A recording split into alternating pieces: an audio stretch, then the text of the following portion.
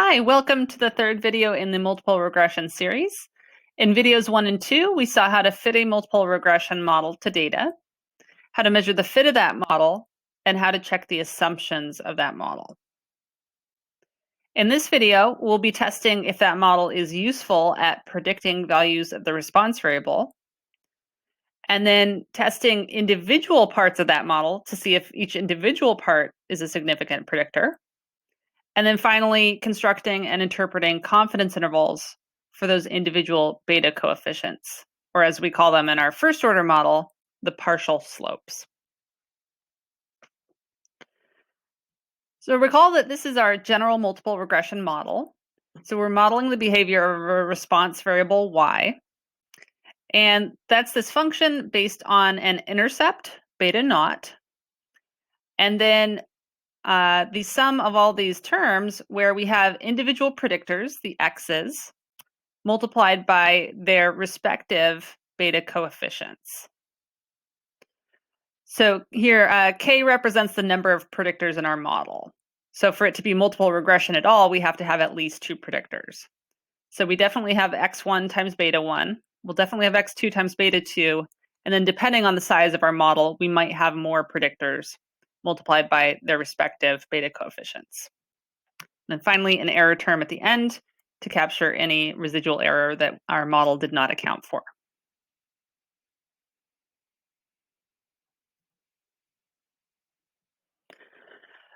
Often in multiple regression, we have many variables, and we're trying to figure out what's the best model to predict values of the response variable.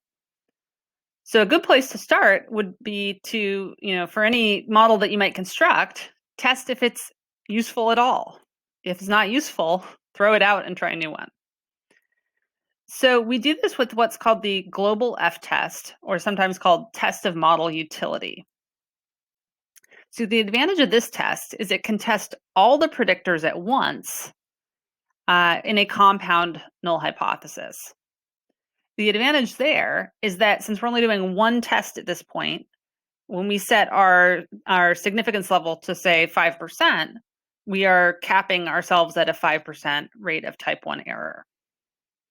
It's a lot like when we did one-way ANOVA. We said, well, we wouldn't want to do lots of t-tests because that's going to introduce lots of opportunities for errors to occur. By doing it all with one test, we minimize that problem of multiple comparisons. All right, so the null hypothesis then is going to be that all of the partial slopes, as we call them in our first order model, or more generally speaking, all these beta coefficients are equal to 0. So they're all equal to each other because they're all also equal to 0. So think of a simple linear regression. To test if there was a significant relationship between x and y, the null hypothesis was that the slope was 0. Well, here's that all these partial slopes would be 0. So in this case, none of the variables, x1, x2, up through the last one, are useful at predicting the response variable. What would it take to rule out that null hypothesis? Well, it'd have to be the case that at least one of them has a non-zero slope. Maybe more than one, but at bare minimum, one. So that'll be our alternative hypothesis. At least one of those beta coefficients, beta sub I is kind of the general way of saying that, does not equal 0. All right, so this is how we laid out kind of in a generic way.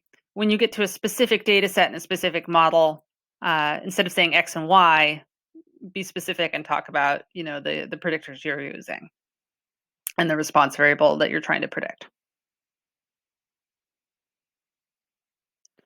All right, so this is an F-test. So it's done ANOVA style using sums of squares and mean squares.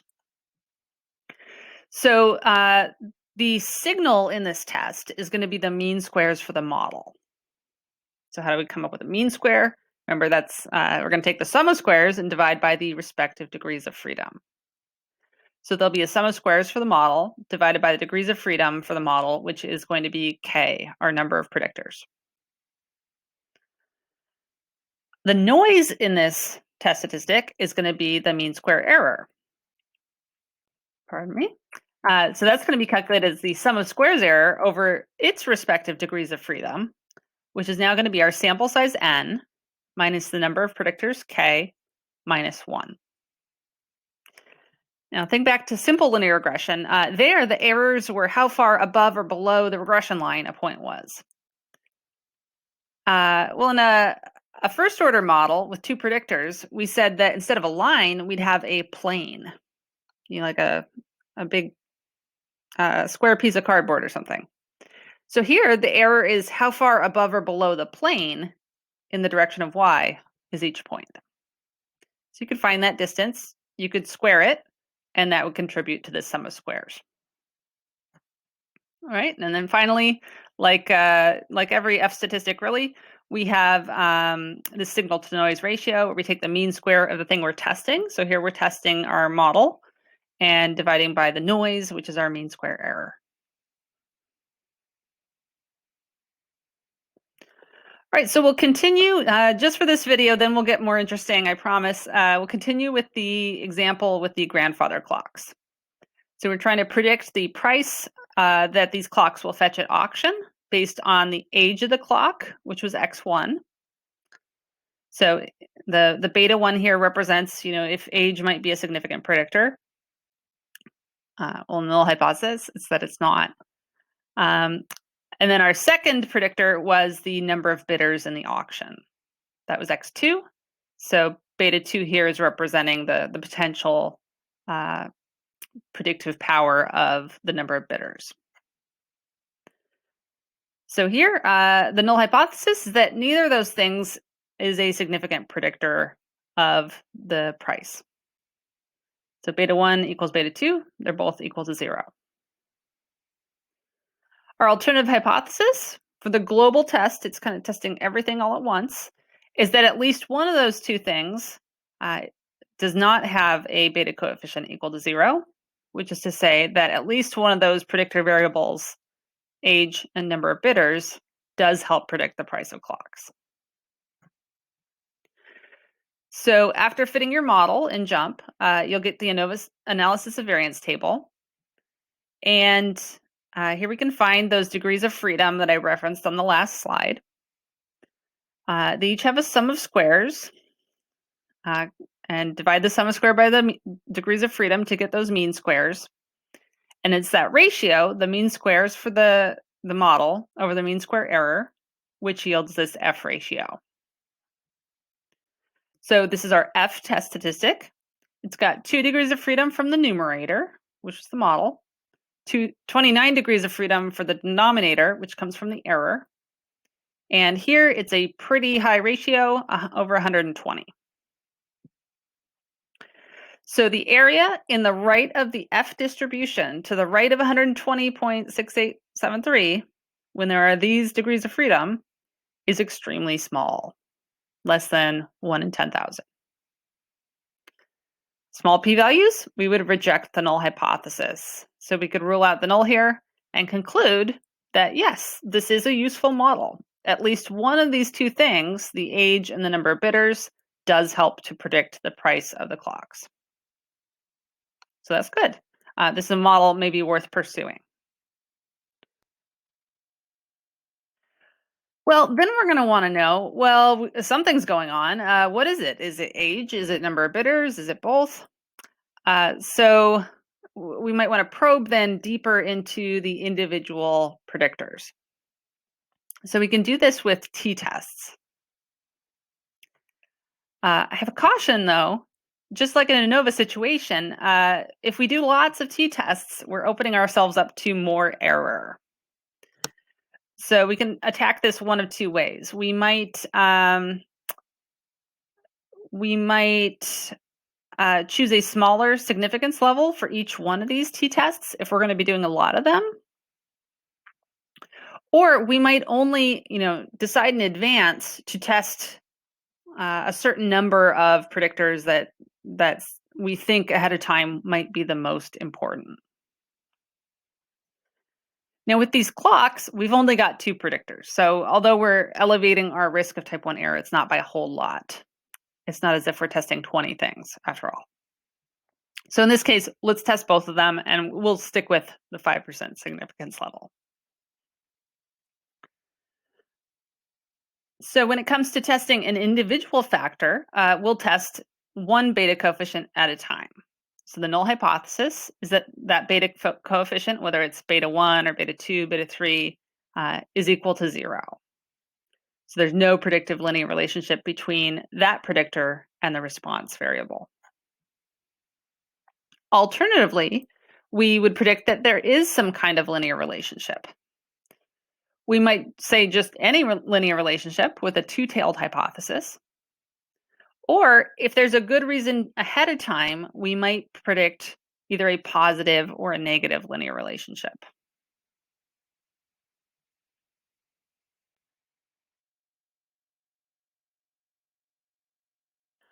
So let's test both of our beta coefficients. So with the age of the clocks, I'm going to do a two-tailed test because, without being an antique collector or anything, I kind of see it going either way. Maybe the older the clock is, the more rare and desirable it is. So maybe that would increase the price. But, maybe the older clocks tend to be more beat up and in poorer condition. So maybe the older clocks would be worth less. So by doing a two-tailed test, we'd be able to catch either of those things happening. So the age of the clock was x1, so we'll be testing beta 1. So the null hypothesis, beta 1 equals 0, represents that there's no predictive linear relationship between the age and the price. Alternatively, we'll test that partial slope does not equal 0, so there is some kind of predictive linear relationship. For the number of bidders, now in an auction, the price can only go up, right? Or maybe stay constant, but it's not going to go down once somebody's bid a certain price. So the more bidders you have, almost certainly would increase the price. So I'm going to do the number of bidders as a one-tailed test, testing that partial slope is positive. So there's a positive relationship between the number of bidders and the price. And it's against, of course, the null hypothesis that there's no relationship.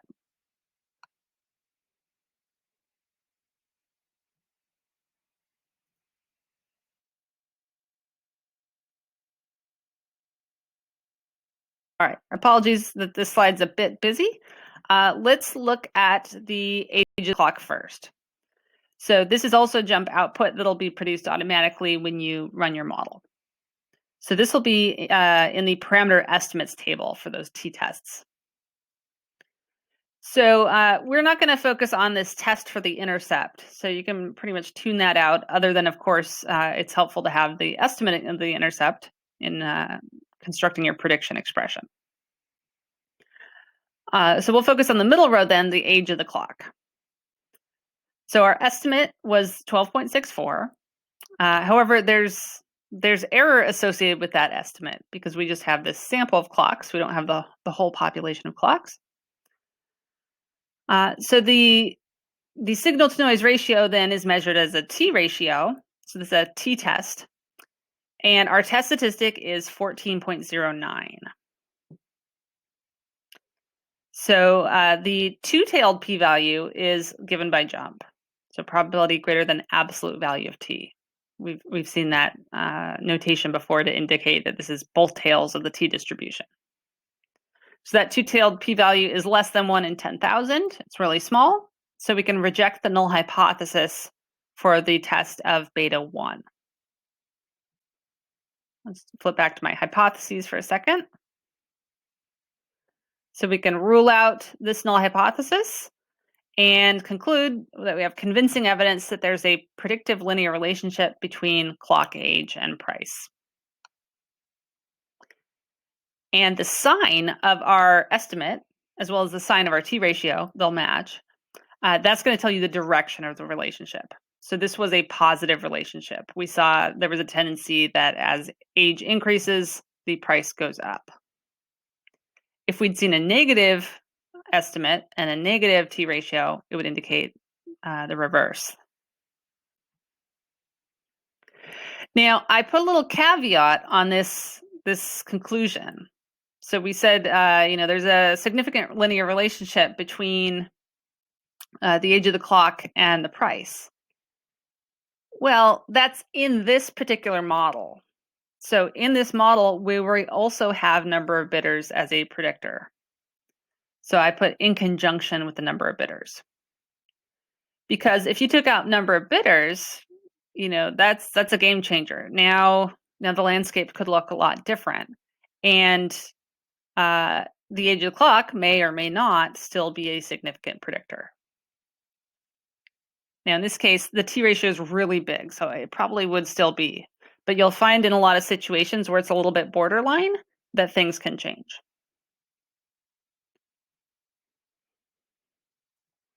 All right, how about our test for the number of bidders? So our estimate was 87.72 approximately. Our test statistic is the T ratio, 9.9. And the two-tailed p-value is shown. Now, we thought it was going to be a positive relationship. On the previous slide, that's what we said. We figured, well, in auctions, the price always goes up. It can never go down. So by getting this positive result, the positive estimate and the positive T ratio, that agrees.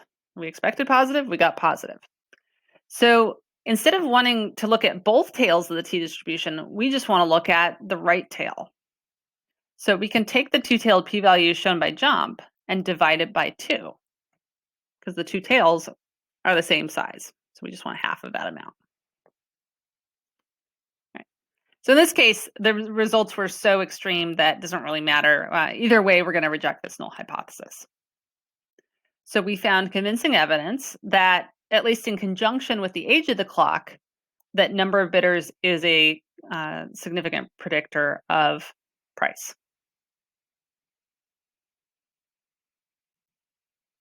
Oh, I should add just one more thing. So it doesn't show the degrees of freedom in this table like it did for the global F test. But for all of these tests, these t-tests, the degrees of freedom is n, the sample size, minus k, the number of predictors, minus 1.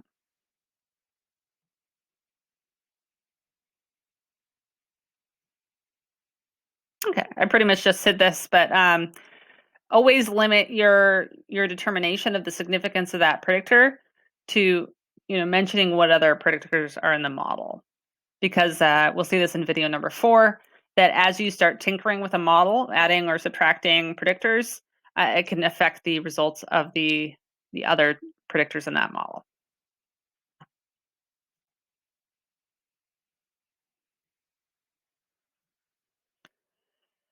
All right, so sometimes you'll get a result, hopefully not often, but occasionally you might get a result that's completely the opposite of what you predicted. So let's say in haste, you didn't think too much about antiques, and you thought that maybe older clocks would be worth less, just because for a lot of household goods, the older it is, the less it's worth. So if you thought it was going to be a negative relationship, you would be expecting to get a negative test statistic. So if it agreed with your prediction, you should be on the left-hand side of this curve. But if you actually wound up on the right-hand side at a positive number, think of doing t-tests way back at the beginning of the semester. A negative relationship, that would be saying, point to the left. So the p-value would be the area to the left of this test statistic. So that would be everything starting at 14.09 and to the left, which is almost the entire thing. How much is it? It's everything but the area to the right.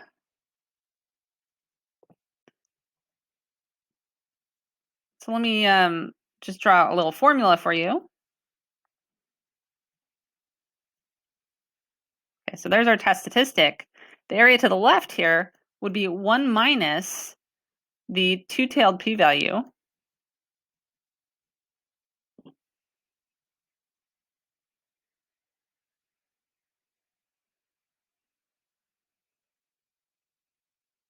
divided by 2. All right? So this is what our p-value would be for a directional test where we guessed in the right direction. So that would be the right tail over here in the box. But if we're instead going to the left, it would be everything but that. So this is the complement, 1 minus the right tail.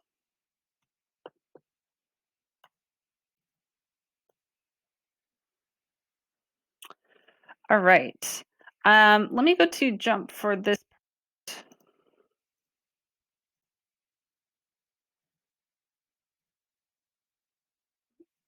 So yet another time, I'm fitting my model.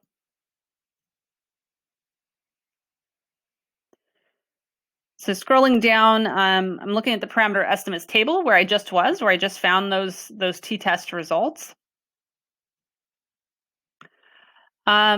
So we have these estimates of the beta coefficients. So this is B0, B1, and B2.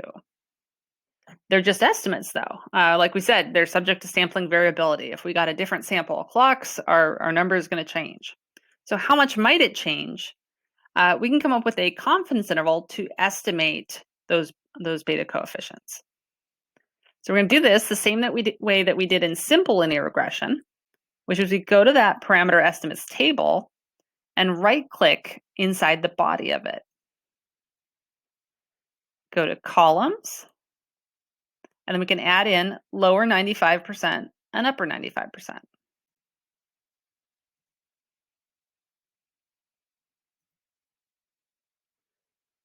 So that'll give us confidence intervals for each of the beta coefficients. Back to my slides where it's a little bit larger font. All right, so for age of the clock, our confidence interval is between 10.81 just about and 14.48. So remember when we interpreted the estimate here, we said, well, this is how much we expect the price is going to go up for every 1 unit increase in X1. So for each one more year of age of the clock. So it's the same thing here. We're just expanding that interpretation a little bit to include that now we're estimating the mean change for that 1 unit increase in X1. So we can be 95% confident that as age of the clock increases by 1 year, the mean price will increase by between these two amounts, provided that we hold the other factors, which in this case is just number of bidders, constant. Right, so why don't you pause the video and see if you can come up with an analogous interpretation for the numbers in the green triangle.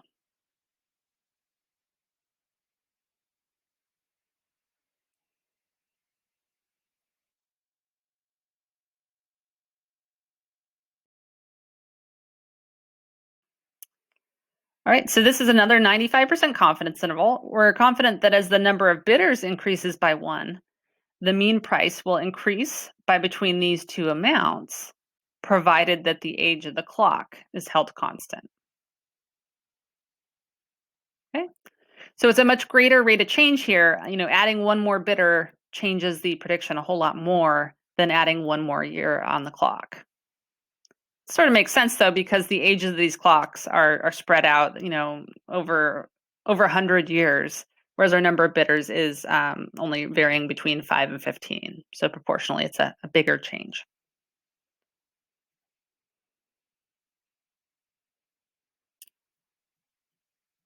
All right, so that does it. We do the F-test of model utility first to test if it's even worth pursuing this model. If it is, then we can test the individual predictors to see if each one is worth keeping. And we can also come up with confidence intervals to estimate the true rate of change in that mean response variable value. All right, so coming up in the next video number 4, we're finally going to get to a new example, and we'll start comparing different models to try to pick which one really is the best.